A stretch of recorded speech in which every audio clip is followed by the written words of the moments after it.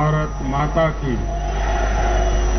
भारत माता की, भारत माता की। आज उत्साह का दिन है, उत्सव का दिन है। ये उत्सव भारत के लोकतंत्र के लिए है। मैं इन चुनावों में हिस्सा लेने वाले सभी मतदाताओं को बहुत बहुत बधाई देता हूं। उनके निर्णय के लिए मतदाताओं का आभार व्यक्त करता हूं। विशेष रूप से हमारी माताओं बहनों ने, हमारे युवाओं ने जिस प्रकार भारतीय जनता पार्टी को भरपूर समर्थन दिया है, वो अपने आप में बहुत बड़ा संदेश है।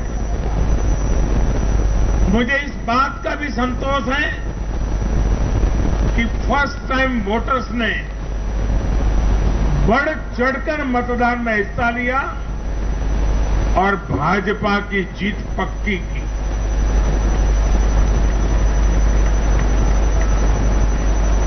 चुनाव के दौरान भाजपा के कार्यकर्ताओं ने मुझसे वादा किया था कि इस बार होली 10 मार्च से ही शुरू हो जाएगी। हमारे कर्मठ कार्यकर्ताओं ने ये विजय ध्वज फहरा करके इस वायदे को पूरा करके दिखाया है। मैं भाजपा के सभी कार्यकर्ताओं की भूरी भूरी प्रशंसा करूंगा,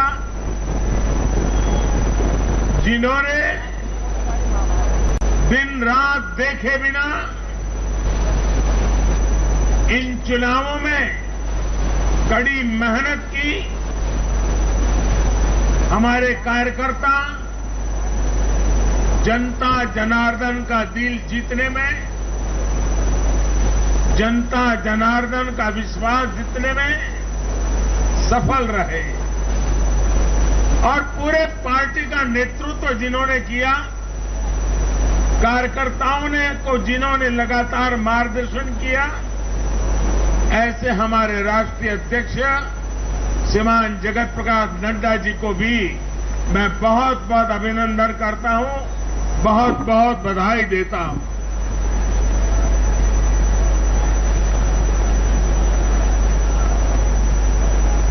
पार्टी के हर छोटे मोटे सभी कार्यकर्ताओं ने उनके अथक परिश्रम से आज एनडीए के लिए जीत का चौका लगाया है।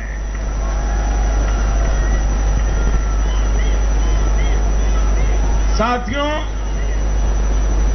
उत्तर प्रदेश ने देश को अनेक प्रधानमंत्री दिए, लेकिन 5 साल का कार्यकाल पूरा करने वाले किसी मुख्यमंत्री के दोबारा चुने जाने का ये पहला उदाहरण है।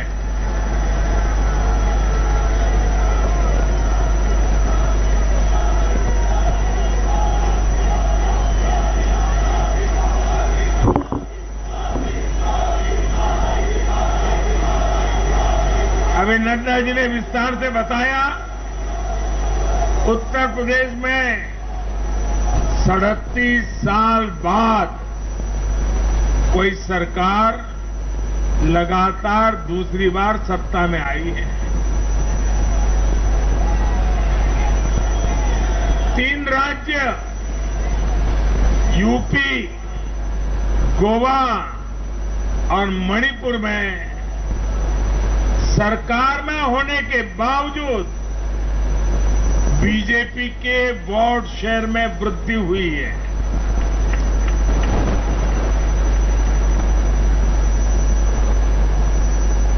गोवा में सारे एग्जिट पोल गलत निकल गए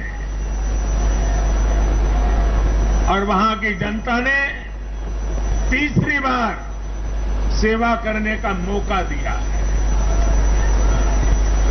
10 साल तक सत्ता में रहने के बाद भी राज्य में बीजेपी की सीटों की संख्या बढ़ी है। उत्तराखंड में भी भाजपा ने नया इतिहास रचा है। राज्य में पहली बार कोई पार्टी लगातार दूसरी बार सत्ता में आई है। यानी सीमा से सटा एक पहाड़ी राज्य, एक समुद्र तटीय राज्य और एक मां गंगा का विशेष आशीर्वाद प्राप्त एक राज्य और पूर्वोत्तर सीमा पर एक राज्य, भाजपा को चारों दिशाओं से आशीर्वाद मिला है।